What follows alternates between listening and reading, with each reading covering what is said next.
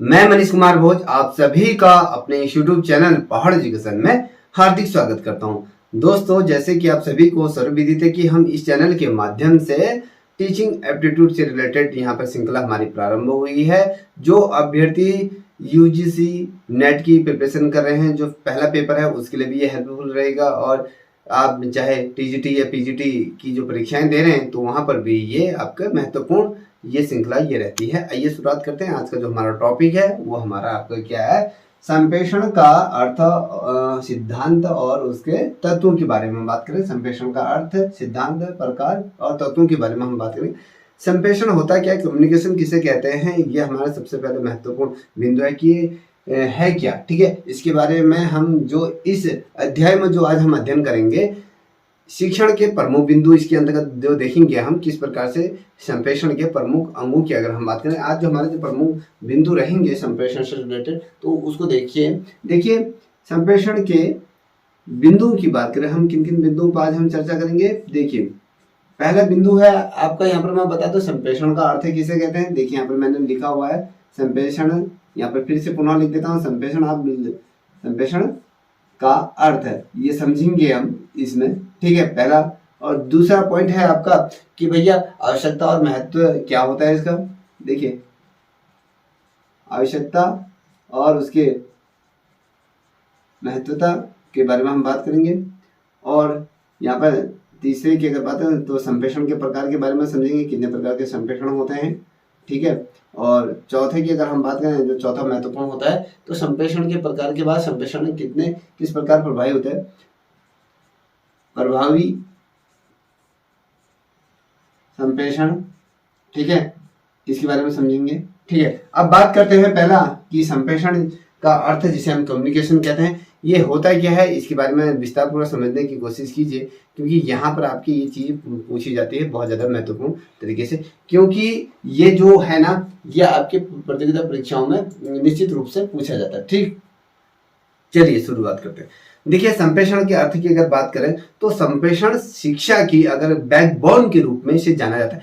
कहते हैं कि शिक्षा की ये क्या है, रीढ़ की हड्डी के रूप में हम किसे जानते हैं, संप्रेषण को जानते हैं।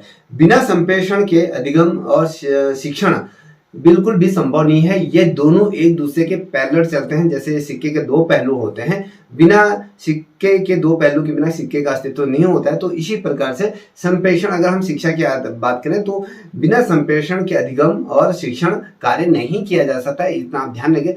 संप्रेषण दो शब्दों से मिलकर बना है। देखिए, संप्रेषण दो क्या है, दो शब्दों से मिलकर ये क्या है, शब्दों से मिलकर ये बना है। ठीक, याद देखिएगा कौन कौन से शब्द है। मैं कह रहा हूं कि सम धन प्रेषण। देखिए यहां पर कहते हैं सम धन प्रेषण, इन दो शब्दों से मिलकर क्या बना है, संप्रेषण ये बना है। ठीक है, अब संप्रेषण का अगर मैं बात कहूं कि भैया समधन प्रेषण का मतलब क्या, अगर मैं बात कहूं समान रूप से अगर भेजा गया, देखिए संप्रेषण का अर्थ क्या होता है, समान रूप से भेजा गया होता है। अगर या हम इसको डिस्कस करें कि संप्रेषण को अंग्रेजी में क्या कहते हैं, तो अंग्रेजी में कम्युनिकेशन इसको कहा जाता है। ठीक है, अब कम्युनिकेशन शब्द की उत्पत्ति कहाँ से हुई, तो जो कम्युनिकेशन शब्द की जो ये उत्पत्ति हुई, ये लैटिन भाषा से इसकी क्या हुई, उत्पत्ति हुई है। यहाँ पर ये क्वेश्चन बना, एक क्वेश्चन देखिए यहाँ पर क्या बना, संप्रेषण कितने प्रकार के हों, आपको ये बता, संप्रेषण किन दो शब्दों से मिलकर बना है, पहला क्वेश्चन। और संप्रेषण कम्युनिकेशन किस भाषा से लिया गया है, वो आपके लैटिन भाषा से ये लिया गया है, ये आपको पता होना चाहिए। ठीक है, ये शब्द से इसकी क्या मानी जाती है, उत्पत्ति मानी जाती है,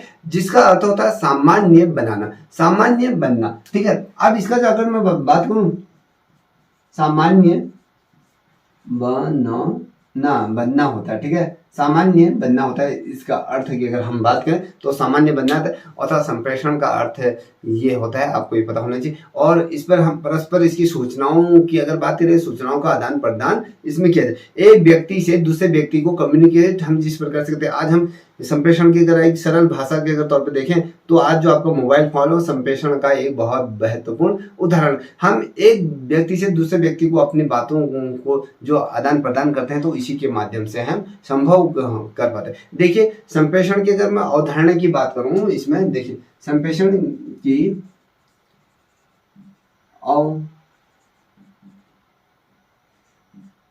अवधारणा की बात कर रहा हूँ, देखिए संप्रेषण की यहाँ पर से इसको लेके चले। संप्रेषण की अवधारणा क्या क्या होती है? देखिए मानव क्या होता है, मानव एक सामाजिक प्राणी है, आप सभी को पता है। वो समाज में रहता है और समाज में रहकर वो अपने जो विचारों को है ना, वो एक दूसरे से क्या करता है, आदान प्रदान करता है। और प्रत्येक मनुष्य जो है, प्रत्येक मनुष्य अपने विचारों को या अपने संप्रत्यक्ष अपनी भावनाओं को, हम जिसे फीलिंग कहते हैं, और उसके जो सिद्धांत होते हैं, उन सिद्धांतों पर यह आधारित होता है, जिसका क्या होता है, जिसका प्रयोग क्या होता है, एक दूसरे व्यक्ति के साथ कम्युनिकेशन करना, या कहते हैं आदान प्रदान या विनिमय उसको कहा जाता है। ये करता है किसके, ये संप्रेषण की ये क्या होती है, अवधारणा होती है। ये क्या होती है, आपको मैं बता दूं, ये परस्पर ये विचारों की आदान प्रदान की संचार विधि होती है। देखिए विचारों का क्या होता है, इसमें विचारों का आदान और प्रदान इसमें होता है, या संचार इसमें लगातार होता रहता है। ठीक है, ये ध्यान रखना, ये दो व्यक्तियों के मध्य किया जाने वाला जो वार्तालाप है या आदान प्रदान, विचारों का आदान प्रदान होता है, तो ये संप्रेषण कहलाया जाता है। ठीक है, और जो संचार का माध्यम होता है ना, संचार ऐसी प्रतिक्रिया है जो दो या दो से अधिक व्यक्तियों के बीच भी ये घटित होती है। ठीक है, क्या होता है, मान लीजिए मैं यहाँ पर एक व्यक्ति बनाता हूँ, यहाँ पर देखिए एक व्यक्ति, यह है एक व्यक्ति, इस प्रकार से मैं बना रहा हूँ। तो इन दोनों के मध्य जो संचार हो रहा है ना, इससे इस व्यक्ति से हो रहा है, और इस व्यक्ति को यहाँ से क्या होता है, एक दूसरे से ये संचार, ये अगर संचार ये दूसरे से हो रहा है। ठीक है, एक दूसरे से संचार अगर हम कहें, जो कम्युनिकेशन एक दूसरे से स्थापित कर रहे हैं, और ये दो व्यक्तियों के मध्य होता है, और दो व्यक्तियों से बड़े समूह के मध्य में भी ये होता है। प्रत्येक व्यक्ति क्या होता है, अपने विचारों और जो उसके प्रत्यक्ष भाव होते हैं, और उन सिद्धांतों में रहकर वो सामाजिक और अन्य जो क्रियाकलाप या उन अन्य व्यक्तियों को नियमित करता है। और मानव का जो स्वभाव होता है ना, वो एक दूसरे के विचारों को जानना बहुत ज्यादा महत्वपूर्ण होता है। जैसे मैं आपके सामने खड़ा हूं, तो मैं आपसे जो वार्तालाप कर रहा हूं, तो कहीं ना कहीं आप मेरी विचारधारा को उससे प्रभावित हो, या मेरी विचारधारा से कहीं ना कहीं आप कम्युनिकेट कर रहे हो, तो अपने विचार में प्रकट करता हूं या करना चाह रहा हूं। इसके लिए क्या होता है, अनेक प्रकार के हमारे पास क्या होता है, माध्यम होते हैं। माध्यमों का प्रयोग हम करते हैं। जैसे अगर मैं कहूं सांकेतिक तौर पर संकेत के माध्यम से करते हैं, भाषा के माध्यम से करते हैं।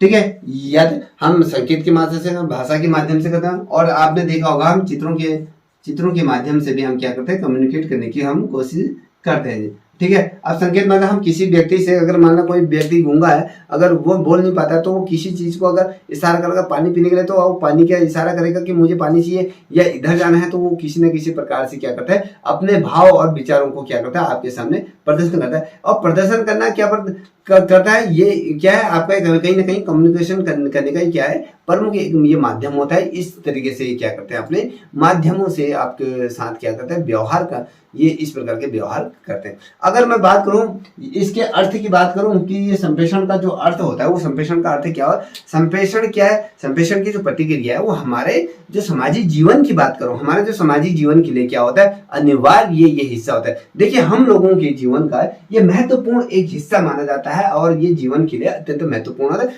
सामाजिक व्यवस्था के अंतर्गत अगर बात करो, सामाजिक व्यवस्था के अंतर्गत क्या होता है, अनेक सूचनाएं होती हैं, जो अपने सूचनाएं हम क्या करते हैं, सूचनाओं के दिशा निर्देश होते हैं, उनके निर्णय होते हैं, वो एक व्यक्ति से दूसरे व्यक्ति को हम क्या करते हैं, तक पहुंचाने का कार्य करते हैं। या अत्यंत आवश्यक हो जाता है, तो हम उसको कहीं ना कहीं किसी न किसी प्रकार से एक शीघ्र माध्यम के साथ उसके साथ क्या करते हैं, कम्युनिकेट करने की कोशिश करते हैं। इसमें क्या होता है, व्यक्ति अपनी आवश्यकताओं की समस्याओं को हल करने के लिए क्या होता है, एक दूसरे व्यक्ति की सहायता लेता है। और ये क्या होता है, ये किस रूप में होता है, देखिए दो प्रकार से होता है, अप्रत्यक्ष या प्रत्यक्ष।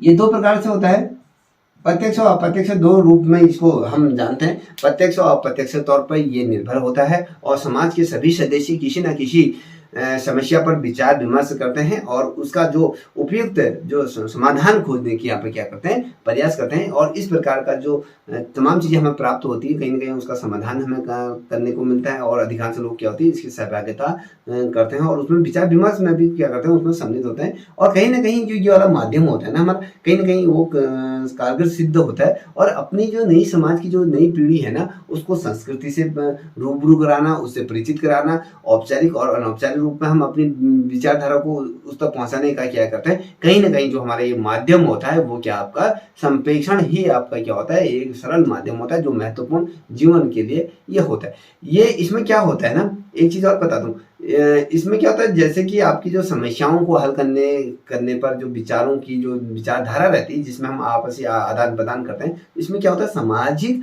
संबंधों का भी क्या होता है निर्वाह विचारधारा और विमर्श के साथ इसमें क्या होता है संभव होता है। अगर हमारे किसी व्यक्ति के साथ अगर हमारे कहीं पर लड़ाई झगड़ा हो रहा है तो हम उस पे जो कम्युनिटी, हम दोनों के बीच जो बीच की मध्यवर्ता करते हैं ना, उस बात को जब शांत कराते हैं तो कहीं ना कहीं कम्युनिकेट करने वाला कोई तीसरा व्यक्ति होता है, कहीं ना कहीं उस झगड़े को शांत कराने के लिए कहीं ना कहीं कम्युनिकेट करता है, किसी ना किसी माध्यम में अपने विचार को उसके द्वारा वो प्रकट की जाती है, तो दोनों पक्षों को कहीं ना कहीं शांत होना पड़ता है। और सामाजिक संबंधों में ये निर्वाह विचार क्या होता है, विनिमय का बिना ये संभव नहीं होता है। व्यक्ति के मध्य का जो विचार होते हैं वही क्या करते हैं, आदान प्रदान जो करता है वही संप्रेषण कहलाता है। और इसी के अनुसार अगर हम प्रस्तुतिकरण की इकाई में आप क्या करते हैं, संप्रेषण के अर्थ को संप्रेषण के रूप में क्या करते हैं, इसको अलग अलग तरीके से हम बांटते हैं और अलग तरीके से हम इसको क्या करते हैं, देखने का हम प्रयास करते हैं। ये आपको ध्यान रखना होगा, ठीक है।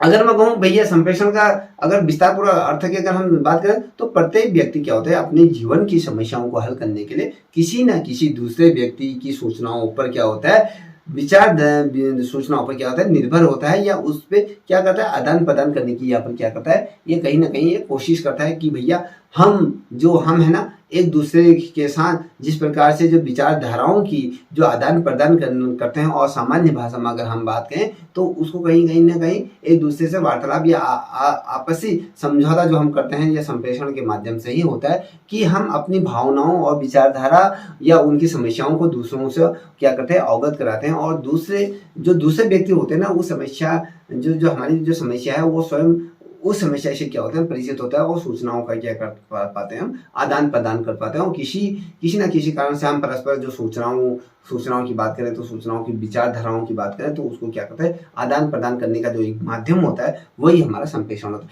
अब यही अगर हम इसको शिक्षा के माध्यम से देखें तो शिक्षा एक ऐसी प्रतिक्रिया है जिसके द्वारा क्या होता है, विद्यार्थी और उसके व्यक्तित्व के स्वर्णिम विकास की यहाँ पर बात की जाती है। कहीं ना कहीं व्यक्ति, अगर हम यहाँ पर संप्रेषण की बात कर रहे हैं तो ये आपका क्या होता है, शिक्षा के लिए बहुत ज्यादा महत्वपूर्ण। जब कोई शिक्षक कक्ष में पढ़ा रहा है तो किस प्रकार से जो विद्यार्थी के बीच का जो कम्युनिकेशन जो गैप है ना, उसको किस प्रकार से पूरा करने की कोशिश करता है, अपने उन दोनों के बीच किस प्रकार से वो संबंध स्थापित कर पा रहा है, आपसी जो चर्चा जो आदान प्रदान करने का हो क्या किस प्रकार से वो संप्रेषण कर पा रहा है। शिक्षा की एक ऐसी प्रतिक्रिया जिसके द्वारा विद्यार्थी व्यक्तित्व का क्या है स्वर्णिम विकास करने का प्रयास किया जाता है। इससे जो अनुभवी व्यक्ति होते हैं ना, वो अनुभवी व्यक्तियों द्वारा कम अनुभवी व्यक्तियों का क्या कहता है, व्यक्तित्व का विभिन्न तरीके से विभिन्न साधनों से यहाँ पर सहायता ली जाती है। अगर हम बात करें तो कहीं ना कहीं किसी न किसी रूप में हम इन चीजों को देखने का हमारा क्या होता है नजरिया होता है, हम कहीं ना कहीं इन चीजों को करने की कोशिश करते हैं, ठीक है। अब देखिए, अगर आपने जैसे यहाँ पर मैंने आपको बताया था कि भैया जो कम्युनिकेशन होता है, कम्युनिकेशन जो शब्द है वो अंग्रेजी के कम्युनिकेट से लिया गया है। अगर हम इसका पर्यायवाची शब्द की अगर बात करें, इसकी जो शब्द की उत्पत्ति हुई है वो आपकी मैंने कहा कि लैटिन भाषा से इसकी शब्द मानी जाती है। और कम्युनिकेशन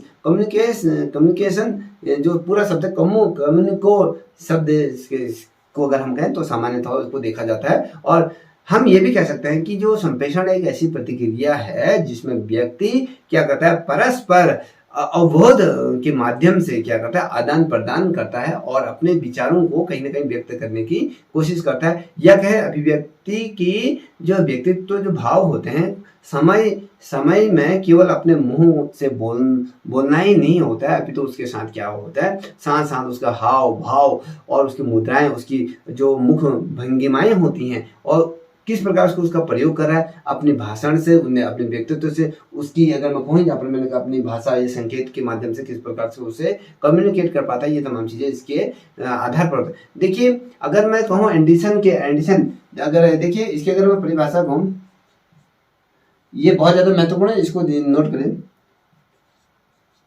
एंडिसन के आधार पर अगर कहूँ के अनुसार अगर बात करूँ कि इस पर कि भैया इसकी परिभाषा की अगर हम बात करें तो ये क्या कहते हैं, इस पर थोड़ा सा गौर कीजिए। ये कहते हैं कि संप्रेषण एक गत्यात्मक प्रतिक्रिया है जिसमें केवल व्यक्ति चेतन या अचेतन अवस्था में एक दूसरे से क्या करता है, संज्ञानात्मक तौर पर एक दूसरे से क्या करता है, एक ढांचे के अंतर्गत उसमें हाव भाव और उसकी व्यक्तित्व के प्रभाव से क्या इनके रूबरू होने की कोशिश ये करता है, ये आपको ये पता है। अब यहाँ पर अगर मैं बात करूँ एक लिंगस के अनुसार अगर बात करें हैं, अनुसार अगर हम बात करें तो किसकी बात करें, हम संप्रेषण की बात करें। संप्रेषण किस प्रकार से, ठीक है, ये अपनी यहाँ पर एक थ्योरी देते हैं, ठीक है। ये क्या क्या कहते हैं इसको देखिए। ये कहते हैं कि संप्रेषण वह प्रतिक्रिया है जिसके द्वारा दो या दो से अधिक लोगों के जो विचारों की या तथ्यों की, उनकी भावनाओं तथा उसके जो प्रभाव हैं आदि का इस प्रकार परस्पर विनिमय करते हैं कि सभी लोगों को प्राप्त संदेशों को समझ सकें। और संप्रेषण में जो संदेश देने वाले और संदेश ग्रहण करने वाले दोनों के माध्यम में किसी प्रकार का समन्वय स्थापित किया जा सकता है। वो कहने का मतलब है वो दोनों एक दूसरे की बात को कहीं ना कहीं समझ सकते हैं, तो यही क्या होता है संप्रेषण। एडगर कर कहते हैं, एडगर के आधार पर अगर हम बात करें, एडगर जो थे इनके आधार पर अगर हम बात करें, ये क्या कहते हैं, ये कहते हैं संप्रेषण विचार विनिमय के मूड और विचार और उसकी भावनाओं पर परस्पर जानने का ये प्रयास होता है। ये किस प्रकार से उसको संप्रेषण को मानते हैं, ये तमाम चीजें होती हैं। अगर मैं कहूँ कि संप्रेषण की कुछ महत्वपूर्ण बातें आपको बताऊं तो संप्रेषण ऐसी प्रतिक्रिया है जिसमें कोई विचारधारा या स्रोत प्राप्तकर्ता तक पहुंचाने का प्रयास करता है और जो प्राप्तकर्ता होता है वो कहीं ना कहीं जो उसके व्यवहार से परिवर्तित हो जाता है, ये आपको पता होना चाहिए, ठीक है। ये बहुत ज्यादा महत्वपूर्ण है, इसलिए मैंने आपको ये बताना उचित समझा, ठीक है। ये आपके महत्वपूर्ण तरीके से पूछा जाता है, ठीक।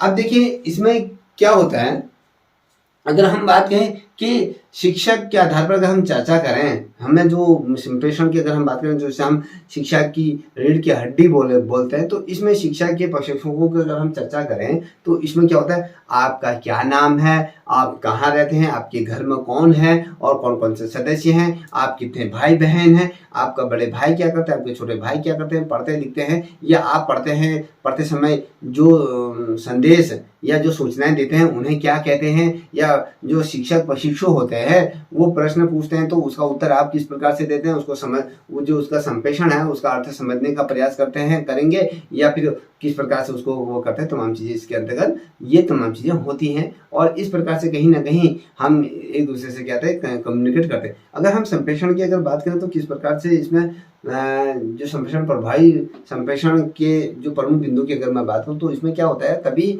संदेश की स्पष्टता और उसकी भाषा में सरलता और शुद्धता होनी चाहिए, और तो और संदेश को सावधानी पूर्वक समझना बड़ा अत्यंत हो जाता है, और तो और संदेश की विश्वसनीयता आपके पास होनी चाहिए। संप्रेषण की जो क्रिया प्रतिक्रिया है वो आपके बहुत ज्यादा सरल भी होनी चाहिए, और संप्रेषण की जो विधा है उसमें लचीलापन होना चाहिए। और संप्रेषण में क्या होता है, संप्रेषण का जो पोषक होता है वो आपका व्यापक भी होना चाहिए, और व्यापक तौर पे इसमें तमाम चीजें आती हैं। अगर अलग अलग तरीके से अलग अलग व्यक्तियों द्वारा अपनी इसमें क्या दी गई है, अपनी थ्योरी दी गई है। अगर एक थ्योरी की अगर मैं बात करूं, जैसे कि डॉक्टर ICP तिवारी हैं, वो क्या कहते हैं कि संप्रेषण जीवन की एक ऐसी प्रतिक्रिया है, इसके अभाव में जीवन की कल्पना नहीं की जा सकती है, और संप्रेषण जीवन के साथ साथ शुरू होता है और जीवन के साथ ये अंत हो जाता है। और सामाजिक व्यवस्था के रूप में संप्रेषण की जो महत्वपूर्ण ये भूमिका होती है, ये बहुत ज्यादा महत्वपूर्ण बात इनके द्वारा ये कही गई है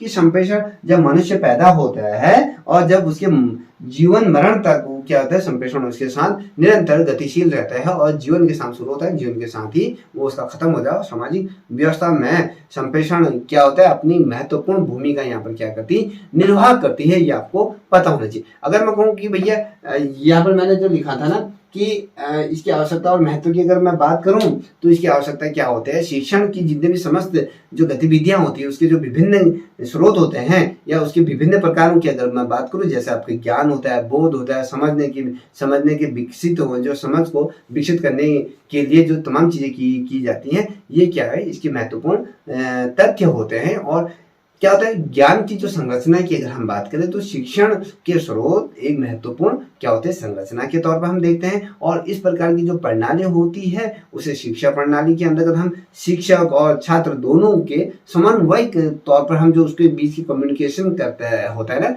तो हम उसको लेके चलते हैं। और इस प्रकार के जो संचार जो माध्यम होते हैं ना उसकी आवश्यकता भी हमें पड़ती है। और शिक्षक द्वारा जो पढ़ाया गया जो पाठ होता है, जो उसका प्रस्तुतिकरण के समय प्रशिक्षु शिक्षक बालकों के समक्ष जो पाठ का जो अध्ययन करता है वो किस प्रकार से करता है, पाठ को गत्यात्मक तौर पर करता है या किस प्रकार से करता है, वो हम तमाम चीजें इसमें होता है। अब अगर हम देखें इसको कि भैया जो पाठ्य वस्तु है ना, जो पाठ्य वस्तु है उसको स्वाभाविक तौर पे हम किस प्रकार से तथ्यात्मक रूप में व्यक्तिगत तौर पर उसको शिक्षक द्वारा उसके कर्तव्यों को बोध कराते हैं, वो किस प्रकार से पाठ्यक्रम के विभिन्न जितने सोपान होते हैं ना, उन सोपानों को किस प्रकार से बनना चाहिए, किस प्रकार से उसमें तत्परता आनी चाहिए, उसमें कोई प्रभाव नहीं पड़े और आगे आने वाले जो सोपान होते हैं उनका अभ्यास करें और पहले जो सोपान से मिली जो जानकारी उनको कहीं ना कहीं इकट्ठा करें। तो इस प्रकार से क्या होता है, संप्रेषण पर हम क्या करते हैं, चर्चा करते हैं। तो संप्रेषण के अगर मैं बात करूं कि छात्रों के पूर्व अनुभव पर अगर हम ध्यान दें, अगर पूर्व अनुभवों को अगर हम ध्यान दें कि संप्रेषण किस प्रकार से, तो शिक्षण से पूर्व अगर हम आए, शिक्षक और छात्र के बीच में जो पूर्व अनुभव हैं उनको जानकारी हमें लेनी चाहिए कभी कभी, और उनके जो पूर्व ज्ञान है उसके आधार पर हमें क्या करना चाहिए, नवीन ज्ञान का यहाँ पर निर्धारण करना चाहिए। उसकी सफलता के प्रतीकों को हमें हमेशा खोजने की हमें यहाँ पर क्या होती है, आवश्यकता यहाँ पर पड़ जाती है। इतना ध्यान रखिए, ठीक है, ये ज्यादा महत्वपूर्ण होता है। अब देखिए यहाँ पर क्या होता है, कभी कभी जैसे हम कहते हैं कि छात्रों के द्वारा जो निर्देशात्मक होता है, अच्छी योजना कैसे बनानी चाहिए हमें, अच्छी योजनाओं के लिए अगर हम कहें, यहाँ पर देखें अच्छी योजना की अगर बात करें संप्रेषण के अंदर, तो अच्छी योजना क्या होता है, संप्रेषण का विषय हमेशा क्या होता है, समय और शिक्षा ज्ञानोपार्जन होना चाहिए। इसमें जो प्रयोग की जाने वाली जितनी भी शिक्षण पद्धतियां हैं उनको मिलकर एक अच्छे संप्रेषण की योजना हम यहाँ पर क्या कर सकते हैं, बना सकते हैं। और उसका जो अगर उसका जो शिक्षण कौशल है ना, उसकी जो सर्वश्रेष्ठता है उसकी पाठ्य योजना पर वो निर्भर करती है। और शिक्षण कितना आपके संप्रेषण प्रणाली के अंतर्गत उसको समायोजित किया जाता है, वो तमाम चीजें हम इसमें देखते हैं। इतना ध्यान रखिएगा बहुत ज्यादा में। अगर हम कहें कि भैया उच्च पद प्रदर्शन की अगर बात करें, तो उच्च पद प्रदर्शन किस प्रकार से होता है, देखिए हमने तो कहा एक अच्छी योजना की, अब दूसरे की बात उच्च पद प्रदर्शन की अगर बात करें, ठीक है, ये ध्यान में रखिएगा उच्च पद प्रदर्शन क्या होता है। तो पद प्रदर्शन क्या होता है, इसको अगर हम बोले तो इसमें क्या होता है, संप्रेषण शिक्षण का वह भाग होता है जिसमें शिक्षक के द्वारा निर्देश जो शिक्षार्थियों के लिए पथ प्रदर्शन का कार्य यहाँ पर करता है। और जो प्रशिक्षुओं के द्वारा अगर हम जो प्रशिक्षण देते हैं, अगर हम बात करें उनके जो दिशा निर्देश होते हैं उनको समझने का कहीं ना कहीं हमें प्रयास करना चाहिए। और अपनी जो कक्ष में बच्चों को रोचक तरीके से पढ़ाने का हमें हमेशा प्रयत्न करना चाहिए, ये आपको पता होना चाहिए, ठीक है, ये बहुत ज्यादा महत्वपूर्ण है। और कभी क्या होता है, बालकों की जो कठिनाई का निदान कैसे करें, अगर बालकों को संप्रेषण में देखिए आप लिख देता हूँ, संप्रेषण के अंतर्गत जो छात्रों को होने वाली समस्याओं की बात करें, समस्याओं की अगर हम बात करें किस प्रकार से छात्रों को समस्याएं होती हैं, तो उसकी अगर हम बात करें तो उनका निदान किस प्रकार से किया जाए, समस्याओं का निदान के दरवाजे निदान उनकी समस्याओं का हल किस प्रकार से किया जाता है, अगर हम उस पर बात करें, ये बहुत ज्यादा महत्वपूर्ण है। ये क्या होता है, अगर हम बात करें, ये एक स्वाभाविक क्रिया होती है जिसमें प्रत्येक बालक की अगर विषयों की बात करें तो परस्पर अलग अलग समस्याएं हो सकती हैं। बालक के प्रत्येक विषयों में जो पारंगत कोई भी जो व्यक्ति होता है या कोई भी बच्चा होता है वो प्रत्येक विषय में पारंगत नहीं हो सकता। इतना स्पष्ट ध्यान है कि अगर वो किसी एक सब्जेक्ट में अच्छा है तो दूसरे सब्जेक्ट में कहीं ना कहीं वो थोड़ा सा वीक होगा, तो किसी प्रत्येक सब्जेक्ट में क्या होता है, पारंगत नहीं हो सकता। कोई विषय उसके लिए सरल हो सकता है, कोई विषय उसके लिए कठिन हो सकता है। यहाँ पर क्या होता है, शिक्षक का दायित्व तो बनता है कि वो कठिन विषय जो कठिन विषय जो छात्र को लगते हैं ना, उसको किस प्रकार से रोचक बनाता है और उसको किस प्रकार से सरल बनाता है, और जो छात्र है उस छात्र की जो समस्याएं हैं ना, उन समस्याओं को किस प्रकार से हल करता है, ये संप्रेषण का आधार होता है। ये आप ये लेके चलिए। अब मैं कहूँ कि उपचारपूर्ण कि किस प्रकार से उपचारपूर्ण होना चाहिए, कि इसके अंतर्गत ये तमाम चीजें होनी चाहिए कि भैया अच्छा शिक्षण उपयोगी पूर्ण कब होता है, जब अध्यापक उसकी जो मूलभूत जो समस्याएं हैं उसको सहज तौर पर क्या करता है, हल करने के तरीके उसको बताता है और उसकी सहायता में क्या करता है, जब उसकी सहायता करता है तो कहीं ना कहीं उस सब्जेक्ट में वो सुधार करके कहीं ना कहीं प्रोत्साहन के रूप में वो प्रदान करता है। और तभी क्या होता है, तभी वो संभव हो पाता है कि जब शिक्षक स्वयं, जब अगर मैं शिक्षक हूं ना, मैं किसी सब्जेक्ट की कोई बच्चा मेरे से कुछ पूछ रहा है, जब मैं उस पर स्वयं रुचि नहीं लूंगा तब तक मैं उस बच्चे को सही उसका जो कॉन्सेप्ट उसको क्लियर नहीं कर। जब तक शिक्षक स्वयं में रुचि लेकर उस जो नवीन ज्ञान है ना उसको सरल तरीके से उसको जानकारी नहीं दे देता है, तो बालक तब तक उस जो सब्जेक्ट है, जो उस विषय में कहीं ना कहीं अपने आप को असहज महसूस करता है। और तो और व्यक्तिगत या कहें या सामूहिक रूप में कहीं ना कहीं उसके रूप में क्या कठिनाइयों का उसको सामना कहीं ना कहीं करना पड़ता है। ये आपको पता होना चाहिए, बहुत ज्यादा महत्वपूर्ण है, यहाँ पर ये पूछे जाता है। ठीक है, आइए आप बात करते हैं कि संप्रेषण के घटकों के बारे में बात करते हैं कि संप्रेषण के घटक किस प्रकार से होते हैं, क्या क्या उसके घटक होते हैं, उनको थोड़ा समझने की कोशिश करते हैं। ठीक है, यहाँ पर मैं बनाता हूँ, इसको आप ध्यान से नोट करते हुए चले। अगर मैं कहूँ कि संप्रेषण, यहाँ पर संप्रेषण के घटक की बात करता हूँ। ठीक है, कि कितने प्रकार के घटक होते हैं, ये आपके 6 प्रकार के क्या होता है घटक, संप्रेषण के 6 प्रकार के क्या घटक होते हैं। देखिए, अगर मैं पहले अगर कहूँ यहाँ पर जो दूं तो ये प्रतिक्रिया देखिए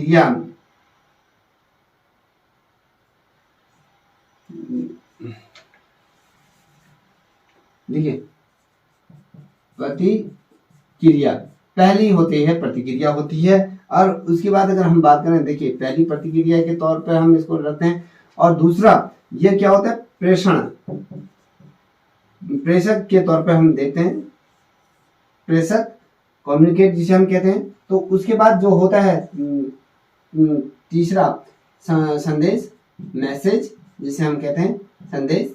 ठीक है, इसको लेके चलिए। अब बात करते हैं चौथे की बात करते हैं। तो चौथा क्या होता है आपका, ये होता है माध्यम, माध्यम जिसे हम मीडिया भी कह सकते हैं आज के डेट में। ठीक है, इसे बना लीजिए। और उसके बाद अगर मीडिया के बाद अगर हम बात करें तो उसमें होता है जो महत्वपूर्ण पाठ, ये होता है।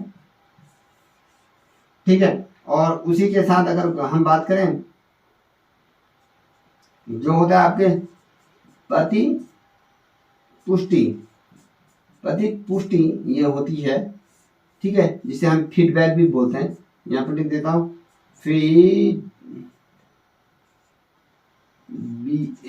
फीडबैक की बात करेंगे।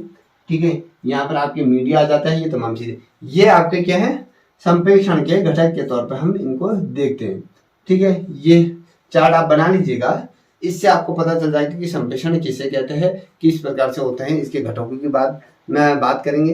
ठीक है, अब देखिए यहाँ पर मैंने जो लिखा, पहले स्टेप,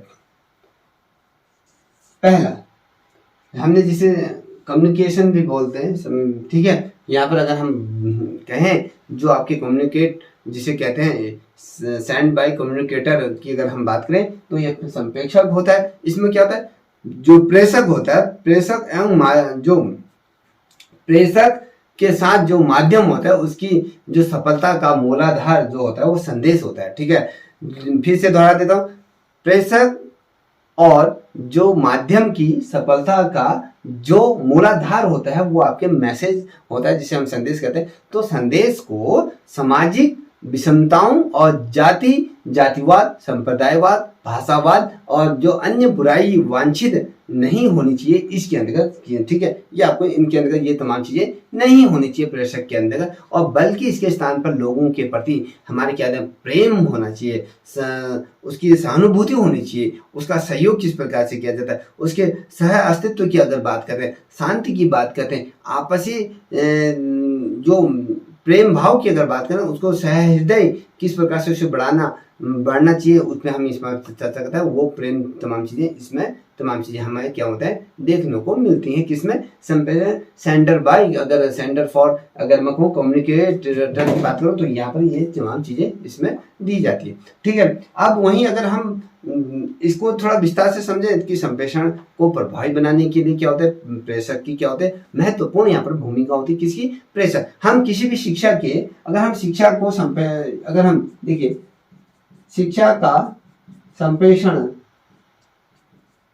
संप्रेषण को प्रभावी बनाना है ना, उसके लिए जो महत्वपूर्ण होता है वो आपके क्या होता है, ये प्रेषक होता है, जिसको हम प्रेषक के तौर पर कहते हैं। ये बहुत अपनी महत्वपूर्ण भूमिका निभाता है। और यदि संप्रेषण की अगर भावी शिक्षकों की जो सही दिशा है उसको निर्धारित करने में उससे संबंधित तमाम चीजें होती हैं, तो प्रत्येक को इस बात का पूर्ण ध्यान होना चाहिए कि वह प्रशिक्षु को किस प्रकार से संप्रेषित करे, और उससे जो लाभान्वित होकर जो शिक्षक बनने के उपरांत वो किस प्रकार से कक्षा में बच्चों को पढ़ा रहा है, उनमें जो रुचियां ले रहा है, उनकी रुचियों की बात करें, उसकी अभिवृत्तियों की बात करें, उसकी आकांक्षाओं की बात करें, और उसके वातावरण की बात करें, उसके सामाजिक परिवेश की बात करें, और तो और उसको तमाम चीज़ों को ध्यान में रखते हुए उसको क्या करनी चाहिए, जानकारी ये तमाम चीज़ों की होनी चाहिए।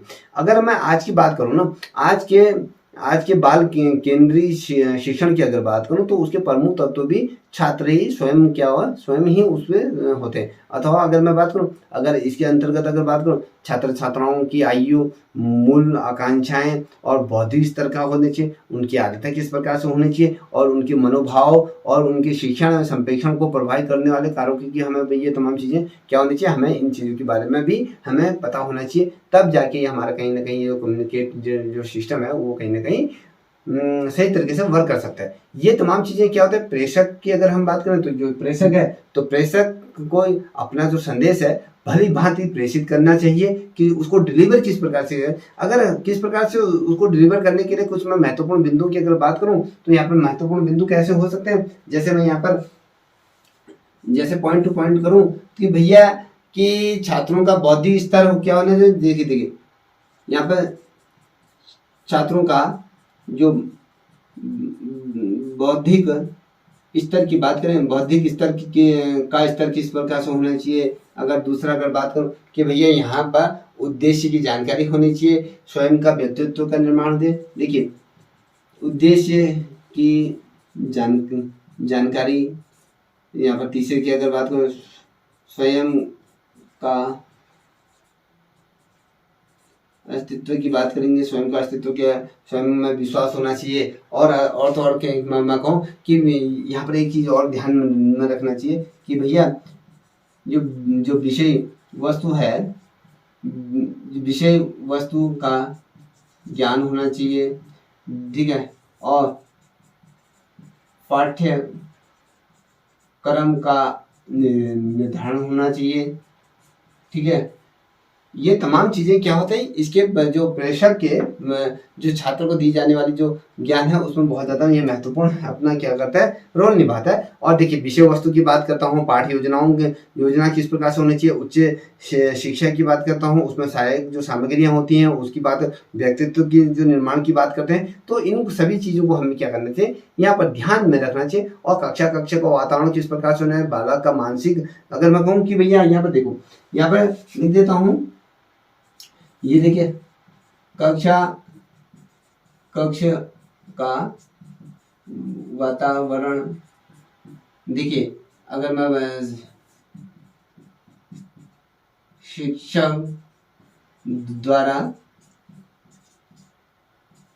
पढ़ाया गया पाठ किस प्रकार से पढ़ाया है, सरलता से पढ़ा के है या किस प्रकार से पढ़ा के, और बालक का जो मानसिक और शारीरिक स्वस्थ होना और उसमें समन्वय विषयों के बारे में, उसमें सहभागिता के विषयों में वह संप्रेषण गतिविधियों में प्रतिभाग करे और अभिप्रेरणा को वो जागृत करे। ठीक है। और अगर हम बात करें संदेश, जो मैसेज की अगर हम बात करें तो मैसेज क्या होता है, मैसेज कितना महत्वपूर्ण होता है, इसको भी थोड़ा समझने की कोशिश करते हैं। देखिए जो मैसेज होता है ना, मैसेज का जो प्राय अगर हम बात करें तो ये पाठ्य वस्तु से ही उसका क्या होता है, संबंध होता है, उसी से ही उससे रिलेटेड माना जाता है। और प्रत्येक जो ग्राही होता है जो कुछ भी सीखना चाहता है, इस कार्य के लिए क्या होता है, अपना अनुभव और अपना ज्ञान शिक्षण के माध्यम से प्रेषण करता है और उसे संदेश के रूप में कहते हैं। और यदि एक व्यक्ति द्वारा दूसरे व्यक्ति को जो सूचना या जानकारी दी जाती है या दूसरे व्यक्ति द्वारा उसे समझ दिया जाता है तो उसको क्या कहता है, संप्रेषण ही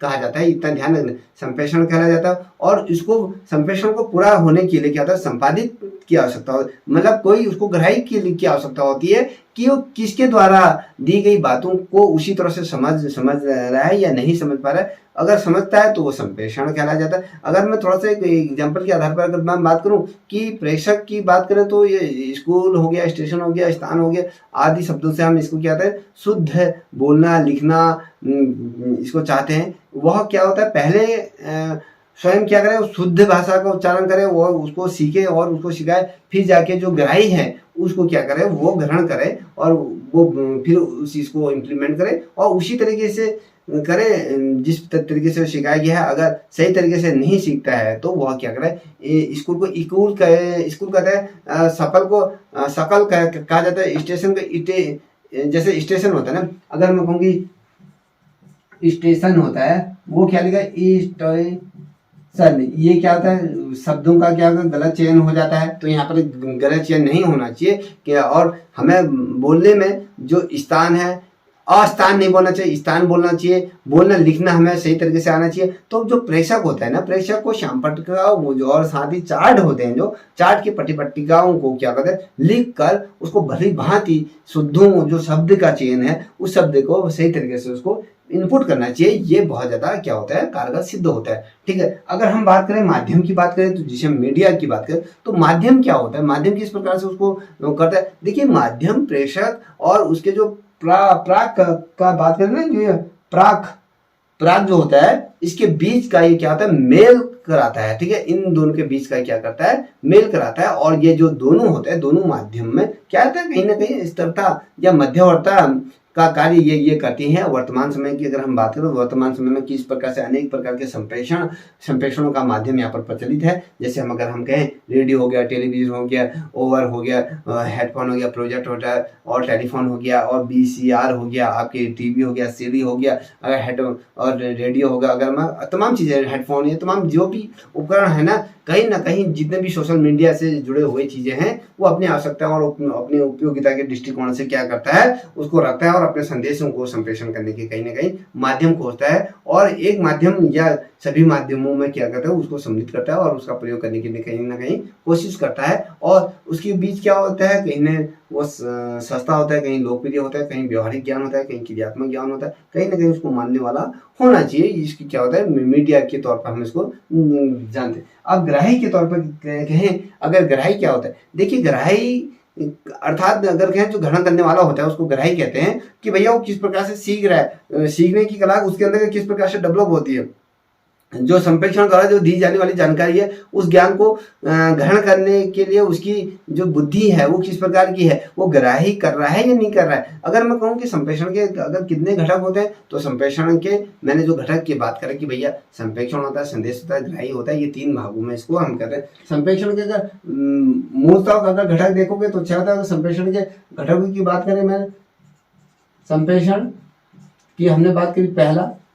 दूसरा जो हम यहाँ पर बात करेंगे भैया जो संदेश, और तीसरा यहाँ पर ग्राही जो उसको ग्रहण कर, ये कम्युनिकेट करता है, ये संदेश देता है, जो इसको ग्रहण करता है। ठीक है। ये आपका क्या होता है, संप्रेषण, जिसे कम्युनिकेशन भी हम कहते हैं। ये इसका क्या होता है, तीन भागों में इसको क्या करते हैं, विभाजित कर देते हैं। ठीक है।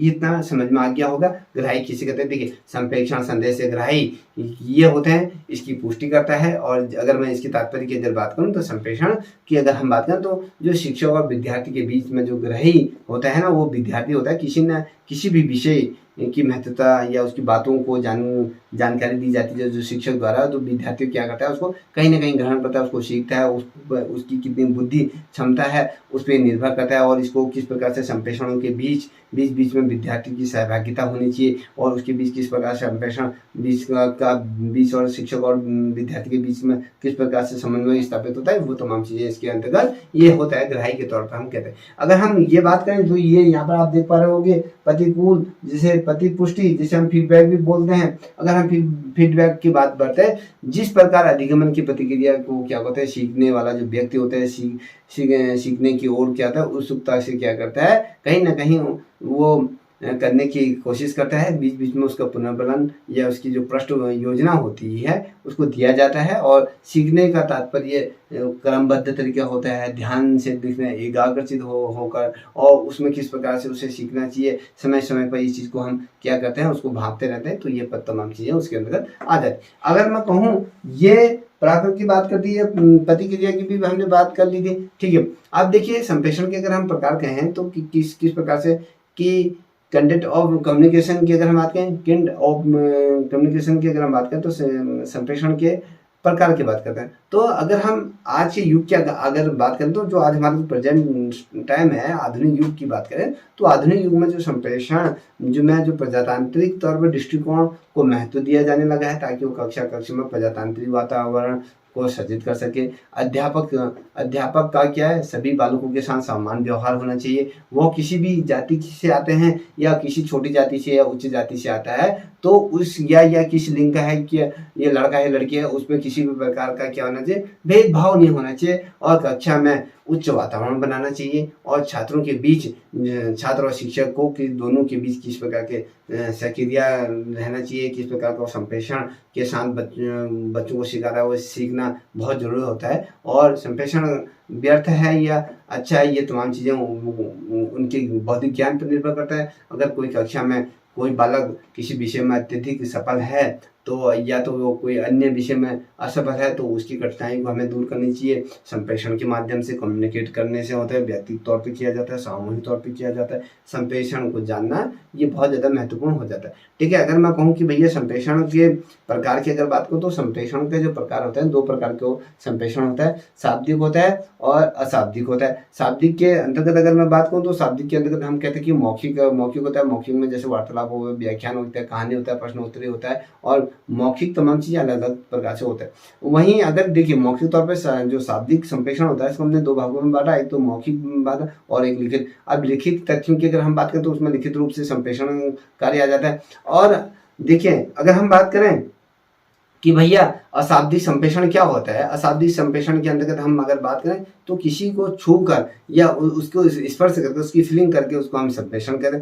जैसे आंखें हैं या मुंह है उसकी मुद्रा के संप्रेषण में क्या कर सकते हैं। और वाणी और आवाज के माध्यम से हम क्या करते हैं, संप्रेषण को कहीं ना कहीं तथ्यात्मक गत्यात्मक तौर पर बना सकते हैं। अगर हम व्यक्ति के संप्रेषण की बात करें, इंडिविजुअल कम्युनिकेशन की अगर हम बात करें तो किस प्रकार से होता है, जब शिक्षक क्या करता है प्रत्येक छात्र को अलग अलग जब शिक्षा देता है तो वो क्या होता है, व्यक्ति संप्रेषण होता है। हम किसी व्यक्ति या हम किसी छात्र को विशेष रूप से अगर हम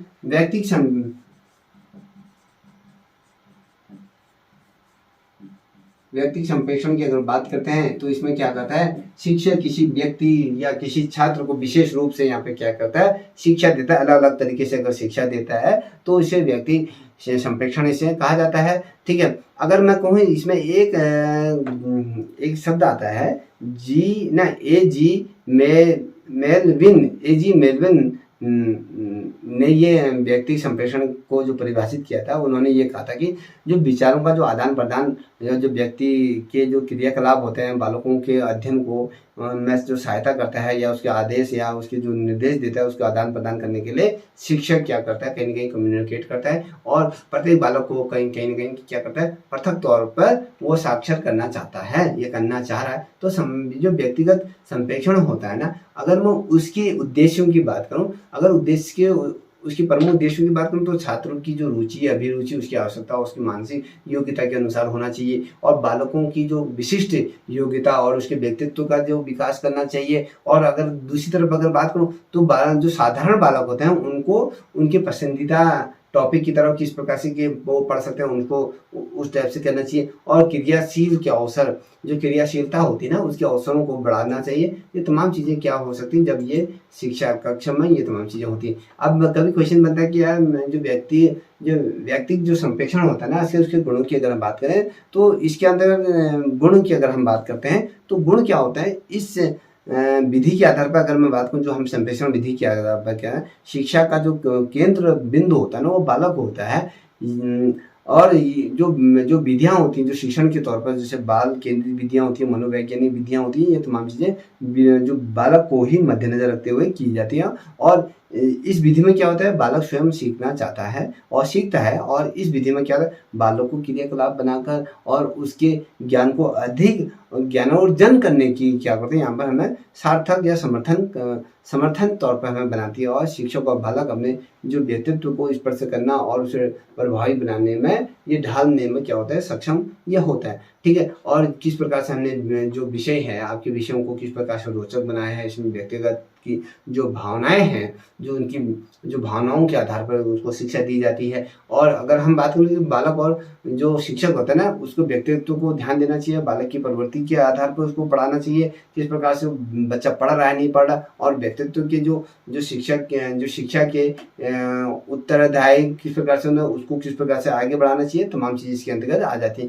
अगर हम कहें कि भैया जो व्यक्तित्व के जो शिक्षण में किस प्रकार के दोष होने चाहिए, दोषों की अगर हम बात करें तो दोष किस प्रकार से इस विधि में क्या होता है ना, दोष व्ययपूर्ण होता है। और इसमें क्या होता है, प्रत्येक समाज की जो व्यवस्था इसमें नहीं की जा सकती है, इसमें नहीं आता है। और प्रत्येक छात्र के लिए शिक्षक का प्रबंधन करना भी, प्रत्येक छात्र को पढ़ाना या पर्टिकुलर अगर किसी छात्र को अगर शिक्षक पढ़ा रहा है, समझा रहा है, तो ये संभव नहीं हो सकता है वो किसी 2 या 3 4 या 5 छात्रों को पढ़ाता है। पर्टिकुलर तौर पर पूरे कक्ष को शिक्षक नहीं पढ़ा सकता है। और इस विधि की अगर हम बात करें तो इसमें बालक और सामाजिक गुणों को विकसित नहीं किया जा सकता है इसमें। ठीक है, ये आपको पता होना चाहिए कि भैया इसमें तमाम चीज़ें नहीं की जा सकती हैं। कुछ विषय ऐसे होते हैं जिसे सामूहिक रूप से पढ़ाया जा सकता है, उसे रोचक बनाना पड़ता है। उसमें रोचक बनाने में उसमें उत्पन्न होता है, जैसे कि आपके संगीत गायन विधि क्या होता है, पूरी तरीके से होता है। अगर हम कहें कि इसमें किस प्रकार की विधियां होती हैं, अव्यावहारिकता आ जाती है। इस विधि के द्वारा क्या होता है, बालकों के जो उत्तम गुणों का विकास नहीं किया जा सकता है। और बालकों में जो प्रेम, सहयोग और आत्म त्याग और उसकी भावनाओं का उदय यहाँ पर नहीं किया जा सकता है। इस विधि में प्रेरणा और प्रोत्साहन और प्रतिस्पर्धा सदैव अभाव इसमें रहता है। और बालकों को जो दृष्टिगत उसमें क्या होता है, संकुचित यहाँ पर हो जाता है। अगर मैं कहूँ कि भैया सामूहिक संप्रेषण क्या होता है, वो आपके मैं कल इस चीज़ को टॉपिक को लेके आऊँगा। ठीक है, अभी तक आप यहाँ तक देखिए। आपकी जो आपके GRF या नेट या जो किसी भी की तैयारी कर रहे हैं तो उसके लिए बहुत ज़्यादा रामबाण है, आपके प्रवक्ता के लिए भी बहुत ज़्यादा महत्वपूर्ण है।